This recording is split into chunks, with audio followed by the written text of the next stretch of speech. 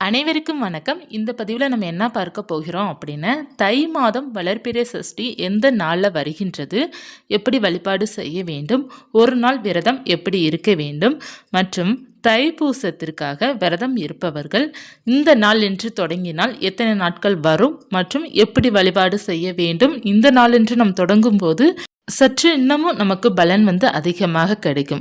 ஏன்னா முருகனுக்கு உரிய நாளென்று அவருக்குரிய பூஜை நாம் தொடங்கும் போது இன்னமும் நமக்கு பலன் அதிகமாக கிடைக்கும் அப்படிங்கிறது இருக்கின்றது.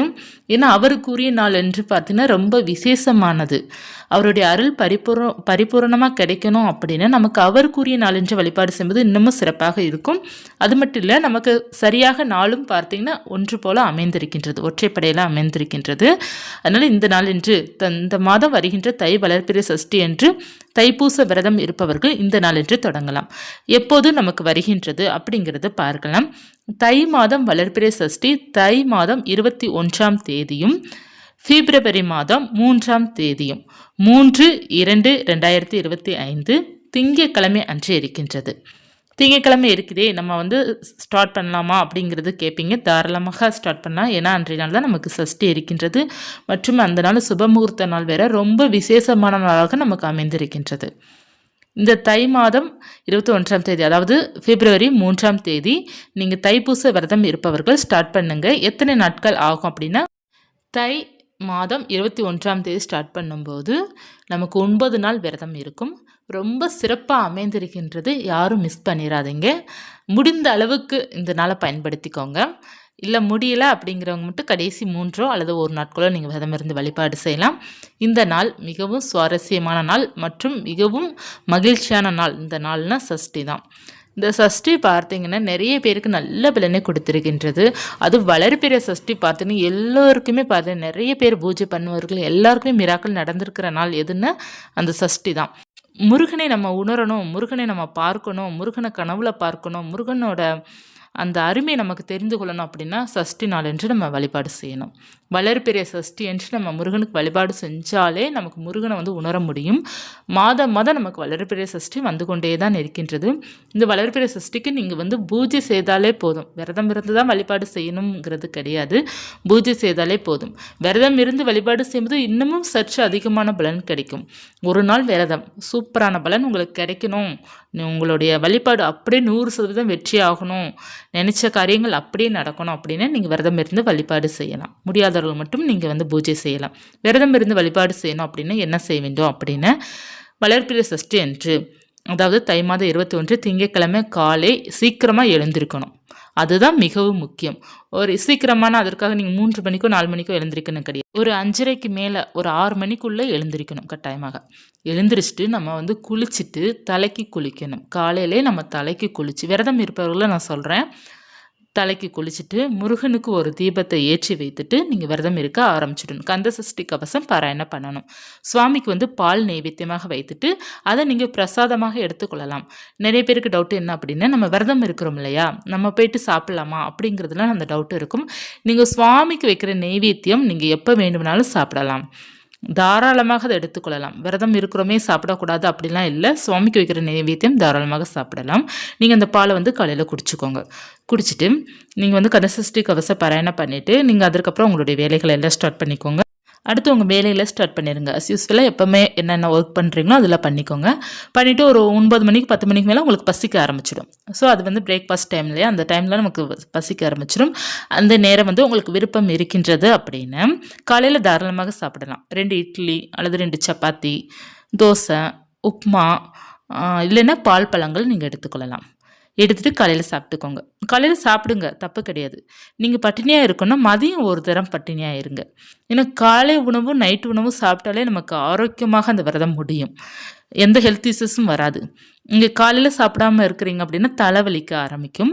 நீங்கள் வளர்பிறை சஷ்டிக்கெலாம் விரதம் இருக்கிறவங்களாம் காலையில் 2 இட்லியாவது சாப்பிட்ருங்க. சாப்பிட்டுட்டு பால் பழங்கள் நீங்கள் ஒரு 11 மணி போல் கொஞ்சம் வேணுமுன்னா பசிக்குது அப்படின்னு எடுத்துக்கொள்ளலாம். அப்படி இல்லைன்றால் மதியம் 1 மணிக்கு கூட நீங்கள் எடுத்துக்கோங்க. ஏதாவது பாலோ அல்லது பழங்கள் ஏதாவது ஃப்ரூட்ஸ் எடுத்துக்கோங்க. ஆப்பிள் இல்லைன்னா 2 வாழைப்பழம் கூட நீங்கள் எடுத்து சாப்பிடலாம்.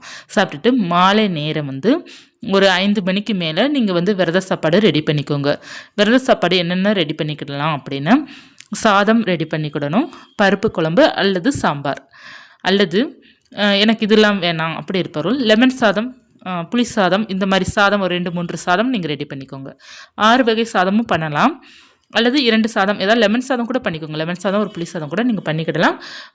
விருப்பம் இருக்குது அப்படின்னா சர்க்கரை பொங்கலோ அல்லது பால் பாயசமோ 2ல் ஏதாவது ஒன்று நீங்கள் ரெடி பண்ணிக்கோங்க. உங்களுக்கு டைம் இருக்கிற பட்சத்தில் மட்டும் நான் சொல்கிறேன். ரெடி பண்ணிவிட்டு நீங்கள் மாலை 6 மணிக்கு இல்லைன்னா ஒரு 5:45க்கு மறுபடியும் முருகனுக்கு நம்ம தீபம் ஏற்ற ஆரம்பிச்சிடணும். தீபம் 6 தீபம் ஏற்றலாம், 1 தீபம் ஏற்றலாம், அது உங்களுடைய விருப்பம் தான். 6 தீபம் ஏற்றுறீங்க அப்படின்னா வெற்றிலை தீபம் ஏற்றலாமா தாராளமாக நம்ம ஏற்றி வைத்து வழிபாடு செய்யலாம். இல்லை அப்படின்னா 6 அகல் விளக்கு மட்டும் நீங்கள் ஏற்றிக்கோங்க, அல்லது 1 அகல் விளக்கு ஏற்றிக்கோங்க, உங்களுடைய விருப்பம் தான். தீபம் ஏற்றி வைத்துட்டு முருகனுக்கு பார்த்தீங்கன்னா தினை மாவு இருக்குது பார்த்தீங்களா, தினை மாவில் மாவிளக்கு தீபம் ஏற்றலாம். உங்களுக்கு விருப்பம் இருக்குது முடியுது அப்படின்னா மாவிளக்கு தீபம் வளர்பிறை சஷ்டி என்று ஏற்றி பாருங்கள். நமக்கு அசுர வளர்ச்சி நமக்கு கிடைக்கும். நல்ல ஒரு வசதியான வாழ்க்கை வேண்டும், நம்மளுடைய வேண்டுதல் நிறைவேறணும் அப்படின்னா முருகனுக்கு பிடித்தது பார்த்தீங்கன்னா தினை மாவு தான். தினை மாவுலேயே நம்ம தீபம் ஏற்றலாம். தினை மாவு நமக்கு கடைகளில் கிடைக்கும். எப்படி நம்ம மாவிளக்கு தீபம் நம்ம அரிசி மாவில் ஏற்றோமோ அதே தான் தினை மாவுலேயும். அதில் என்ன ப்ரொசீஜரோ அதே தான் இதுவும். அதில் வந்து நம்ம பச்சரிசி மாவு சேர்ப்போம், இனிப்புக்கு வந்து வெல்லம் சேர்ப்போம், நெய் விட்டு சேர்த்து சுக்குப்பொடி இது போட்டு நம்ம வந்து மாவு மாதிரி பிசைஞ்சு நடுவில் வந்து ஆயிலோ நெய்யோ விட்டு பஞ்சத்திரி தீபம் போட்டு நம்ம தீபம் ஏற்றுவது மாவிளக்கு தீபம். அதே தான் தினை மாவில். தினை மாவு, சர்க்கரை, அதாவது வெல்லத்தை போட்டு நீங்கள் வந்து நெய் விட்டு பிசைஞ்சு நீங்கள் அதை ரெடி பண்ணி அதில் தீபம் ஏற்றிக்கோங்க. உங்களுக்கு இது தெரியல அப்படின்னா தினை மாவு மாவிளக்கு தீபம் யூடியூப்பில் நம்ம போட்டோம் அப்படின்னு நிறைய பேர் வந்து இந்த குக்கிங் சேனல்லாம் வச்சுருக்குறாங்க இல்லையா, அவங்களாம் போட்டிருப்பாங்க, அதோட வீடியோஸ்லாம் போட்டிருப்பாங்க. நம்ம அதை பார்த்தோம் அப்படின்னா செய்முறை விளக்கம் அதிலே இருக்கும், அதை கூட நம்ம பயன்படுத்தி கொள்ளலாம், பார்த்து தெரிந்து கொள்ளலாம். மாவிளக்கு தீபம் இப்படி போடுறது அப்படின்னு நம்ம போட்டாலே நமக்கு டீட்டெயிலாக வந்துடும். இல்லை அப்படின்னா தெரியும் அப்படி இருப்பவர்கள் நீங்கள் போட்டுக்கலாம். இது விருப்பம் இருக்குன்னா கட்டாயமாக போடுங்க. மாவிளக்கு தீபம் ரொம்ப நல்லது. 2ம் போடலாம், 1ம் போடலாம். 2 போடுவது ரொம்ப சிறப்பு. சின்னதாக நீங்கள் 2ஆக போட்டுக்கோங்க. போட்டுட்டு நீங்கள் வந்து அந்த மாவிளக்கு வந்து என்ன செய்யணும் அப்படின்னா நீங்கள் சாப்பிட்டுக்கலாம். எப்படி நம்ம மாவிளக்கு தீபம் போட்டு அதை பிரசாதமாக எடுத்து சாப்பிடுவோமோ அந்த தீபம் குளிர்ந்த பிறகு நம்ம அதை பிரசாதமாக எடுத்து சாப்பிட்டுக்கலாம். அப்படி இல்லை என்றால் இது வந்து உங்களுடைய வீட்டு பக்கத்தில் பசுமாடு இருக்கிறாங்க அப்படின்னா அவங்களுக்கு வந்து தானமாக கொடுக்கும்போது நமக்கு புண்ணியங்கள் அதிகமாக கிடைக்கும். ஏன்னா பசுமாடுக்கு வந்து வெல்லம் கலந்தது எந்த தானம் பண்ணாலுமே நமக்கு செல்வம் அதிகரிக்க ஆரம்பிக்கும். நமக்கு வந்து பசுமாடுக்கு எவ்வளோ தானம் பண்ணுறோமோ அந்த அளவுக்கு நமக்கு வசதியான வாழ்க்கையும் நமக்கு கிடைக்கும். சஷ்டி என்று நம்ம சொல்ல வேண்டிய முக்கியமான மந்திரங்கள் என்ன அப்படின்னா முருகனுடைய 6 எழுத்து மந்திரம் ஓம் சரவண பவாய நமக்கு, அது கட்டாயமாக நம்ம சொல்ல வேண்டும். அடுத்து கந்த சஷ்டி கவசம் பாராயணம் பண்ண வேண்டும். அப்படி இல்லைன்னா காதால் நம்ம வந்து மனதை ஒருநிலைப்படுத்தி நம்ம அதை முழுமையாக கவனமாக கேட்க வேண்டும். நமக்கு வந்து சஷ்டி என்று நம்ம கந்த சஷ்டி கவசம் பாராயணம் பண்ண நமக்கு ரொம்ப நல்லது. முருகனுடைய அருள் வந்து பரிபூர்ணமாக நமக்கு கிடைக்கும். மற்றும் அவருடைய 108 போற்றிகள் இருக்கின்றது, நிறைய மந்திரங்கள் இருக்கின்றது. இருந்தாலும் நம்ம வந்து சொல்ல வேண்டிய முக்கியமான மந்திரம் சஷ்டி என்று சொல்ல வேண்டிய மந்திரமே பார்த்தீங்கன்னா ஓம் சரணபவாய நமகவும் மற்றும் நம்ம சஷ்டி கவசம் படிப்பது ரொம்ப நல்லது. அடுத்து நம்ம வந்து விருப்பம் இருக்கின்றது அப்படின்னா டைம் இருக்கின்றது அப்படின்னா மூல மந்திரம் படிக்கலாம், வேல்மரல் பாராயணம் பண்ணலாம். கந்தர் அனுபூதியில் கடைசி நமக்கு பாடல் இருக்கும் பார்த்தீங்களா, உருவாய் வருவாய், அந்த பாடலும் நம்ம 4 வரி லைன் பாடலாம். அது நமக்கு பாடுவதும் ரொம்ப நல்லது. நிறைய மந்திரங்கள் இருக்கின்றது. நமக்கு என்ன சொல்ல முடியுதோ அந்த மந்திரத்தை நம்ம படித்து முருகனை வந்து மனமுருகி பிரார்த்தனை செஞ்சோம் அப்படின்னா அவர் வந்து நமக்கு கை நிறைய கொடுப்பாரு. நமக்கு வாழ்க்கையில் எல்லா சகல செல்வத்தையும் கொடுப்பாரு. உடனே கொடுப்பாரு அப்படிங்கிறத நம்ம எதிர்பார்க்கக்கூடாது. எல்லாமே கொடுப்பாரு. கொஞ்சம் பொறுமையோட நம்பிக்கையுடன் இருக்கணும். முதல்ல பார்த்தீங்கன்னா எல்லோருமே நம்ம எதிர்பார்க்கிறது என்ன அப்படின்னா நம்ம ஒரு பூஜை செஞ்சோம் அப்படின்னா உடனே அது நமக்கு நடக்கணும் அப்படிங்கிறத நம்ம எதிர்பார்க்குறோம். அந்த எதிர்பார்ப்பை நம்ம சற்று குறைக்க வேண்டும். இறைவன் மீது அன்பு வைங்க, நிறைவான அன்பை வைத்து வழிபாடு செய்யுங்க. அவர் கொடுக்கல அப்படின்னா கூட கட்டாயமாக எனக்கு அவர் கொடுப்பாரு அப்படிங்கிற நம்பிக்கையுடன் நீங்கள் இருங்க. உங்களுக்கு வந்து அந்த 6 வளர்பிறை சஷ்டிக்குள்ளே, அதாவது 6 மாதத்துக்குள்ளே உங்களுக்கு நிறைவேறிடும். நீங்கள் வந்து ஒரு பூஜை செய்கிறீங்க அப்படின்னா ஒரு நாள் கணக்கு வைத்து பண்ணுங்கள். மாதம் பண்ணுவது நமக்கு ரொம்ப நல்லதான்.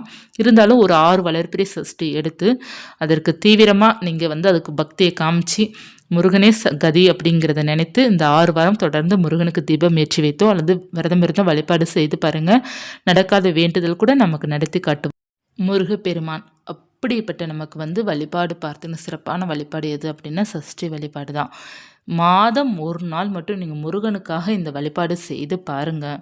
வாழ்க்கையை நமக்கு அமோகமாக மாறும். நீங்கள் மாதம் ஒரு நாள் மட்டும்தான் நான் உங்களை சொல்கிறேன். செவ்வாய்க்கிழமை வழிபாடு செஞ்சால் நமக்கு நல்லது தான். நீங்கள் வந்து இந்த மாதம் ஒரு நாள் மட்டும் முருகனுக்காக இந்த நாளை செலவழித்து பாருங்கள். முருகனுடைய அருள் எப்படி உங்களுக்கு கிடைக்கிறதுன்று நீங்களே உணர்வீங்க. அந்த அளவுக்கு அவருக்கு பிடித்த நாள்னாலே சஷ்டி தான். இந்த நாளன்று தைப்பூசம் விரதம் இருப்பவர்களும் இந்த நாளன்று ஸ்டார்ட் பண்ணுங்க. 3ஆம் தேதி காலையில் எழுந்து குளிச்சுட்டு முருகனுக்கு வந்து விரதம் இருக்க முடியும் அப்படி இருப்பவர்கள் நீங்கள் வந்து விரதம் இருந்து வழிபாடு செய்யுங்க. இல்லை அப்படின்னா பூஜை மட்டும் செய்யுங்க. காலை மாலை 2 வேளையும் விளக்கேற்றி வைத்து வழிபாடு செய்யுங்க. அப்படி இல்லைன்னா மாலை ஏதாவது ஒரு வேளை கட்டாயமாக முருகனுக்கு விளக்கேற்றி வைங்க. இப்போ வளர்பிறை சஷ்டிக்கும் நான் வந்து விரதம் இருக்கல, பூஜை மட்டும் தான் செய்ய போகிறேன் அப்படி இருப்பவர்களும் மாலை 6 மணிக்கு நீங்கள் வந்து முருகனுக்கு பூஜை செய்து கொள்ளலாம். அடுத்து நீங்கள் கோவிலுக்கு பக்கத்தில் இருக்கிற கோவிலுக்கு போயிட்டு வழிபாடு செய்வது ரொம்ப சிறப்பு. முருகன் ஆலயம் உங்கள் வீட்டு பக்கத்தில் இருக்கின்றது அப்படின்னு போயிட்டு பாலோ அல்லது சந்தனமோ அவருக்கு பிடித்தது ஏதாவது ஒன்று அபிஷேகத்திற்கு நம்ம பொருள் வாங்கி கொடுத்து, பூக்கள் செவ்வரளி மலர்களால் நம்ம அலங்காரம் செய்வதற்கு பூக்கள் வாங்கி கொடுத்து வழிபாடு செய்துட்டு வருவது ரொம்ப நல்லது. நம்ம வீட்டில் இருந்தாலும் சரி, கோவிலில் இருந்தாலும் சரி, முருகனுக்கு வந்து செவ்வரளி பூக்கள் போடுவது ரொம்ப நல்லது. எந்த பூக்கள் கிடைக்குதோ அதை போடலாம், தவறில்லை. இருந்தாலும் அவருக்கு உகந்தது செவ்வரளி மலர்கள் தான். ஒரு மனமுருகி பிரார்த்தனை செஞ்சு நம்ம வழிபாடு செய்வது வாழ்க்கை நிச்சயமாக மாறும். இன்னொன்று, தைப்பூச விரதம் இருப்பவர்கள் கட்டாயமாக ஃபாலோ பண்ணுங்கள். தைப்பூச விரதம் எப்படிலாம் இருக்கணும், தினமும் செருப்பு போடலாமா, நான்வெஜ் சாப்பிட்லாமா, நிறைய கேள்விகள் நீங்கள் கட்டாயமாக கேட்பீங்க. அதற்கான பதிவுகள் நான் கொடுத்துருக்கேன். நீங்கள் தயவுசெய்து சேனலை செக் பண்ணி பாருங்கள். நான் சொல்லிட்டேன். இதில் இனிமேல் சொல்கிறதுக்கு ஒன்றுமே இல்லை. நான் நிறைய பதிவுகள் வந்து தைப்பூசத்திற்காக நான் நிறையா கொடுத்துருக்குறேன். அதுக்கு மாரி ஏதாவது டவுட் இருக்குது அப்படின்னா கமெண்ட்டில் கேளுங்க. நீங்கள் வந்து அந்த பதிவை பாருங்கள். பார்த்தா தானே உங்களுக்கு தெரியும். ஸ்கிப் பண்ணி பார்த்தீங்க அப்படின்னா அது உங்களுக்கு வந்து உங்களுக்கு எந்த தேவையோ அந்த இடத்துல நீங்கள் கரெக்டாக ஸ்கிப் பண்ணி வச்சுருவீங்க. அப்புறம் உங்களுக்கு அது புரியவே புரியாது. கொஞ்சம் ஸ்கிப் பண்ணாமல் பாருங்கள். இல்லை உங்களுக்கு நீங்கள் பேசுகிறது வந்து நேரம் அதிகமாக இருக்கின்றது அப்படின்னு நீங்கள் என்ன பண்ணலாம் அப்படின்னா, உங்களுக்கு எப்போ டைம் கிடைக்குதோ அப்போது பாருங்கள். நம்ம சேனல் வந்து யூடியூப் சேனல் அது அப்படியே தான் இருக்க போகுது, எங்கேயும் போகிறது கிடையாது. உங்களுக்கு டைம் இருக்கும்போதெல்லாம் கொஞ்சம் கொஞ்சமாக பாருங்கள். அப்படியும் பார்க்க உங்களுக்கு இன்ட்ரெஸ்ட் இல்லை அப்படின்னு நீங்கள் எதாவது வேலை பார்த்துட்ருக்கு, கிச்சனில் வேலை பார்த்துட்ருக்கல இந்த பதிவை போட்டு விட்டிங்கன்னா அது வாட்டில் ஓடிட்டுருக்கும், பார்க்கலாம். ஏன்னா நான் அப்படி தான் பண்ணுவேன், அதனால தான் சொல்கிறேன். ஏன்னா எல்லாருக்குமே பார்த்தீங்கன்னா, உங்களுக்கு மட்டும் இல்லைங்க, எல்லாருக்குமே பார்த்தீங்கன்னா ஒரு 10 நிமிஷம் யாருக்காவது வீடியோ போட்டாலே பிடிக்கவே பிடிக்காது. ஸ்கிப் பண்ணி பார்க்குறதான் எல்லோருக்குமே பார்த்தீங்கன்னா இதாக இருக்கும். இப்போ நாங்கள் ஒரு பதிவு பேசுகிறேன்னா அந்த 10 நிமிஷம் இழுத்தா தான் நான் எல்லாத்தையும் சொல்ல முடியுது, இல்லைன்னா சொல்ல முடியல, அரைங்குறையமாக சொல்கிற மாதிரி தான் இருக்குது. அதனால் வந்து நீங்கள் வந்து உங்களுக்கு டைம் கிடைக்கிறப்ப பாருங்கள். மற்ற நேரம் வந்து உங்களுக்கு போர் அடிக்கிற நேரம் இது கேளுங்க, இல்லைன்னா வேலை பார்த்துட்டு இருக்கும்போது போட்டு கேளுங்க. ஏன்னா நான் ஆடியோ மட்டும் தானே கொடுக்குறேன், நீங்கள் வந்து கேட்டாலே போதும், பார்க்கணும் அப்படிங்கிறது கிடையாது. ஆன் பண்ணி விட்டு நீங்கள் வாட்டில் கேட்கலாம். ஏன்னா இப்படி தான் நான் நிறையா ஃபாலோ பண்ணுவேன். ஏன்னா நமக்கு வந்து யூடியூப்பு சோஷியல் மீடியாங்கிறது வந்து எந்த அளவுக்கு கெட்ட விஷயங்கள் கொடுக்குமோ அதை விட 1000 மடங்கு நமக்கு நல்ல விஷயங்கள் நமக்கு வந்து யூடியூப் சொல்லிக் கொடுக்கும். ஸோ நல்ல விஷயங்களுக்காக நம்ம பயன்படுத்திக்கிடணும். எப்போதுமே பார்த்தீங்கன்னா தேவையில்லாமல் இந்த சினிமா பார்க்குறது, இந்த சீரியலை உட்காந்து பார்த்துட்ருக்கிறது, இதெல்லாம் நம்மளுடைய டைம் வேஸ்ட்டு. சரிங்களா? அதுக்காக நீங்கள் பார்க்கக்கூடாதுன்னு இல்லை, எப்பயாவது ஒரு தடவை கொஞ்சம் நேரம் நம்ம பார்க்கலாம், அதுவும் தவறு கிடையாது. ஒரு 1/2 மணி நேரமோ ஒரு 1/4 மணி நேரமோ உட்காந்து பார்க்கலாம். அது ஏதாவது ஒரு சீரியல் பிடிச்சது அப்படின்னா பார்க்கலாம். அதுவும் தொடர்ந்து கண்டினியூவாலாம் எந்த சீரியலும் பார்க்காதீங்க, எப்பயாவது ஒரு தடவை பாருங்கள். ஏன்னா அது அடிக்ட். எப்படி வந்து போதை அடிக்டோ, எப்படி டீ அடிக்டோ, அதே போல் தான் இதுவும் ஒரு சீரியலும் அடிக்ட் தான் நமக்கு. நாளைக்கு என்ன நடக்கும், நாளை நின்று என்ன நடக்கும் அப்படிங்கிறத சுவாரஸ்ய கதைகளை வந்து சீரியல்ஸ் வந்து நம்மக்கிட்ட கொடுத்துட்டே இருப்பாங்க. ஸோ ஒரு சீரியலுக்கு வந்து நமக்கு 1/2 அன் ஹவர் ஆகுது. ஸோ நமக்கு வந்து ஒரு சீரியல் வந்து அது முடிக்கிற வரையும் நம்ம கண் அங்கே தான் இருக்கும், இந்த டிவிலேயே தான் இருக்கும். மற்ற வேலைகள் நமக்கு சரியாக ஓடவே ஓடாது. ஏன்னா இன்ட்ரெஸ்ட்டாக நம்ம பார்ப்போம். ஸோ சீரியல் வந்து நம்ம நேரத்தை வந்து நிறையா எடுக்குது. ஏன்னா இது வந்து எனக்கும் பார்த்தீங்கன்னா நிறைய அனுபவம் இருக்குது. நான் வந்து காலேஜ் படிக்கும்போதுலேருந்து நான் சீரியல் பைத்தியம் தான். அப்போ நமக்கு தெரியல. இப்போ வந்து நமக்கு 1008 வேலைகள் இருக்கின்றது. அப்படி இருக்கும்போது நமக்கு பார்த்தீங்கன்னா டைம் அதை எடுக்கும்போது நமக்கு நிறையா வேலைகள் வந்து கொஞ்சம் கொஞ்சமாக தள்ளி போகிற மாதிரி இருந்தது. ஸோ நான் வந்து அவாய்ட் பண்ணிட்டேன் கொஞ்சம். சரிங்களா? இப்போ நான் வந்து ஒரு 3, 4 வருஷமாகவே சீரியல் அந்தளவுக்கு பார்க்குறது கிடையாது. நான் யூடியூப் சேனல் ஆரம்பிச்சிருந்து சுத்தமாக இப்போ சீரியல் பார்க்குறதே கிடையாது. நான் வந்து அப்பப்போ படங்கள் பார்ப்பேன். இப்போ என்ன ஆச்சு அப்படின்னா, இப்போ ஆஃப் இயர்லி லீவ் வந்தது பார்த்தீங்கன்னா குழந்தைங்களுக்கு. ஸோ நான் ஊருக்கு அம்மா வீட்டுக்கு போயிருந்தப்போ, அம்மா சீரியல் பார்ப்பாங்க இல்லையா, அந்த சீரியலை பார்த்துட்டு நானும் ஆர்வமாக உட்கார ஆரம்பிச்சிட்டேன். நான் நிஜமாக சொல்கிறேங்க, யூடியூப் சேனல் கூட நான் கவனிக்கல. பதிவு போடணும் அப்படிங்கிறது கூட எனக்கு அதில் இன்ட்ரெஸ்ட் வரல. நான் வந்து இந்த சீரியலுக்கு அப்படியே உட்காந்துட்டேன். மதியத்திலேருந்து 12 மணிலேருந்து அம்மா சீரியல் பார்ப்போம். நானும் கூடயே சேர்ந்துட்டு 12 மணிலேருந்து 2:30 வரையும் நாடகம். அப்புறம் அதற்கப்புறம் பார்த்தீங்கன்னா, நமக்கு 6:30க்கு வந்து ராமாயணம் போடுவாங்க இல்லையா, ராமாயணத்துலேருந்து 9 மணி வரையும் நாடகம். இது நான் ஒரு வாரத்தில் 4 நாள் தொடர்ந்து பார்க்கவும் எனக்கு அதில் இன்ட்ரெஸ்ட் வந்துருச்சு, அந்த நாடகத்தில் என்ன நடக்கும் அப்படின்ட்டு. சரின்ட்டு பார்த்துட்டு ஆஃப் இயர்லி லீவ்லாம் முடிஞ்சிருச்சு. சரின்ட்டு நம்ம வீட்டுக்கு வந்தாச்சு. வந்த பிறகும் பார்த்தீங்க அப்படின்னா, அந்த டிவியில தான் என் கண்ணு போகுது. எந்நேரம் அந்த டிவி சுவிட்சை ஆன் பண்ணிவிட்டு டிவியே அந்த சீரியலே பார்க்க. எனக்கு அந்த சீரியல் மேல ரொம்ப ஒரு ஆர்வம் அதிகமா வந்துடுச்சு. ரொம்ப பார்க்க ஆரம்பிச்சுட்டேன். ஐய்யயோ! இது நமக்கு சரிப்பட்டு வராது அப்படின்ட்டு, அப்புறம் நான் பார்க்கறது கொஞ்சம் குறைச்சிட்டேன். ஆனா என்னால முடியல. நைட்டு சீரியல்லாம் ஒரு சில சீரியல் ரொம்ப பிடிச்சு போச்சு. எப்பவுமே நான் ராமாயணம் வந்து எங்க வீட்ல இருக்கிறதே நான் கன்டினியூவா பார்ப்பேன். அம்மா வீட்டுக்கு போனாலும் பார்ப்பேன். ராமாயணம் எப்பவுமே நான் கன்டினியூவா பார்த்துட்டே தான் இருப்பேன். மற்ற சீரியல்லாம் நான் பேன்னு உட்காந்து பார்க்க ஆரம்பிச்சுட்டேன். அது ரொம்ப பெரிய தவறுங்க. அதெல்லாம் தவறு. அவ்ளோ டயத்த நம்ம வந்து வேஸ்ட் பண்ணக்கூடாது. அவ்ளோ அடிக்ட்ட குடுக்குது இந்த சீரியல். ஏன்னா, அவ்ளோ இன்ட்ரெஸ்ட்டா இருக்கு. இன்னைக்கு என்ன நடக்கும்? நாளைக்கு என்ன நடக்கும்? அப்படின்ட்டு. ஏன்னா, ஒவ்வொரு கதையும் ஒவ்வொரு இன்ட்ரெஸ்ட்டா கொண்டு போயிட்டு தான் இருக்கிறாங்க. பிறகு நான் இங்கே வந்த பிறகு எங்க வீட்டுக்கு வந்த பிறகு நான் அந்த சீரியல பார்த்துக்கிட்டே இருக்கிறேன். ஆனா ரொம்ப பார்க்கல. எனக்கு டைம் இல்ல. கொஞ்சம் கொஞ்சம் டைம் கிடையாது. அங்க நம்ம வீட்ல வந்து நம்ம அம்மா வீட்ல நமக்கு வேலை இருக்காது இல்லையா? நம்ம அம்மாவ எல்லாம் பார்த்துக்கிடுவாங்க. நமக்கு ஒத்த வேலை இருக்காது. அதனால டிவி பார்த்துட்டு இருப்போம். இங்க நமக்கு வேலை இருக்கும். ஸோ வந்து கொஞ்சம் குறைஞ்சது. ஆனாலும் அந்த நைட்டு ஒரு சீரியல் இருக்கும் பார்த்தீங்கன்னா, ராமாயணத்துக்கு அடுத்து சீரியல் போடுறலாம். சரி பார்ப்போம், பார்ப்போம் அப்படிங்கிற மாதிரியே மைண்ட் செட்டு சொல்லிக்கிட்டே இருந்தது. ஒரு 2 நாள் பார்த்தேன். அதுக்கப்புறம் இது சரிப்பட்டு வராது அப்படின்ட்டு ஆஃப் பண்ணி போட்டவ தான். இன்னும் இப்ப வந்து ராமாயணத்த தவிர நான் எதுவும் பார்க்க மாட்டேன். நான் எதுக்கு சொல்ல வரேன் அப்படின்னா, நமக்கு தேவையில்லாத விஷயங்கள் வந்து அடிக்ட் குடுத்துட்டு தான் இருக்கும். நம்ம தான் கண்ட்ரோல் பண்ணணும். எப்போதுமே பார்த்தீங்கன்னா, நமக்கு தேவையானத மட்டும் தான் நம்ம பயன்படுத்தணும். உங்களுக்கு கொஞ்சம் போர் அடிக்குதுன்னு நீங்க சீரியல் கொஞ்ச நேரம் பார்க்கலாம், படம் பார்க்கலாம், சாங்ஸ் நல்லா நல்ல நல்ல சாங்ஸா லவ் சாங்ஸ் போடுவாங்க, அத கேட்கலாம். நம்ம தேவையில்லாம டயத்த வேஸ்ட் பண்ணக்கூடாது. அதில நமக்கு தேவையான விஷயங்கள் நெறையா இருக்குது. இப்ப சோசியல் மீடியால வந்து நல்லது எவ்வளோ இருக்கோ, அதே அளவு தான் கெட்டது இருக்கு. நீங்க கெட்டத விட்டுருங்க. நல்லது என்னென்னது? நமக்கு தேவையானது என்ன? நமக்கு மிகவும் முக்கியமானது தேவை வந்து மோட்டிவேஷனல் டிப்ஸ் வந்து எல்லாருக்குமே தேவை. ஏன்னா எல்லாருக்குமே வந்து வாழ்க்கையில ஏற்றங்களும், இறக்கங்களும் மாற்றி மாற்றி போகும். அந்த நேரத்தில அந்த துன்பமான இருக்கிற நேரத்தில அந்த மோட்டிவேஷனல் ஸ்பீச் தான் நமக்கு வந்து கொஞ்சம் சப்போர்ட் குடுக்கும். ஸோ மோட்டிவேஷனல் ஸ்பீச் கேட்கலாம். சேவிங்ஸ் சேவிங்ஸ் ரொம்ப முக்கியம். ஒரு பணத்த வந்து எப்படி கையாள வேண்டும்? பணம் வந்து எந்த அளவுக்கு முக்கியம்? அப்படிங்கிறது நம்ம சேவிங்ஸ் டிப்ஸ பார்த்தாலே நமக்கு தெரியும். நெறைய பேர் பேசுவாங்களே, பேட்டி குடுப்பாங்களே, அது சேவிங்ஸ் பத்தி, நெறைய மார்க்கெட் பத்தி பேசுவாங்க. நெறைய வந்து நெறைய இருக்கின்றது. சேவிங்ஸ் பத்தி போட்டாலே நமக்கு நெறைய வரும். அதில வந்து நமக்கு என்ன தகவல் தேவையோ அத பார்க்கலாம். அது உங்களுக்கு யூஸ்ஃபுல் ஆகும். ஒரு நாள் இல்லன்னா ஒரு நாள் யூஸ்ஃபுல் ஆகும். மோட்டிவேஷனல் டிப்ஸ் நீங்க துவண்டு போற நேரம், மனக்கவலையில இருக்கிற நேரம், அந்த மோட்டிவேஷனல் டிப்ஸ் உங்களுக்கு ஓரளவு வந்து கொஞ்சம் சப்போர்ட் குடுக்கும். அடுத்து பார்த்தீங்கன்னா, ஒரு ஃபேமிலில எப்படி இருக்கணும்? அப்படிங்கிறதுக்கு நமக்கு அதற்கு பார்த்து நெறைய டாக்டருங்க வந்து அட்வைஸ் பண்ணுவாங்க. நெறைய பேசுவாங்க. ஹெல்த் இஷ்யூஸ்க்கு டாக்டருங்க அட்வைஸ் பண்ணுவாங்க. நெறைய சொல்லுவாங்க. நமக்கு என்ன என்ன தேவையோ அத மட்டும் தான் நம்ம பார்க்கணும். அதுவும் பாசிட்டிவா இருக்கிறத மட்டும் தான் நம்ம பார்க்கணும். ஒவ்வொன்னுமே ஒவ்வொன்றே கற்றுக் கொடுக்கும். ஆன்மீகம் பார்த்தீங்கன்னா, நமக்கு நல்ல ஒழுக்கத்தையும் கற்றுக் கொடுக்கும். நல்ல ஒரு அமைதியான சூழலையும் கற்றுக் கொடுக்கும். பொறுமையும் கற்றுக் கொடுக்கும். எல்லாத்தையும் கற்றுக் கொடுக்கிறது தான் ஆன்மீகம். ஸோ, அதற்காக கொஞ்சம் டைம் ஸ்பெண்ட் பண்ணணும். இப்படி நம்ம ஒவ்வொன்னுக்கும் நமக்கு எந்தெந்த டைம் இருக்கோ, அந்தந்த டைம் ஸ்பெண்ட் பண்ணும்போது, நம்ம லைஃப் நிச்சயமாக மாறும். ஏன்னா, எல்லாமே நமக்கு முக்கியம் தான். ஒரேடியா ஆன்மீகத்துக்குள்ளேயே நம்ம இருக்கணும் அப்படிங்கிறதும் அவசியம் கிடையாது.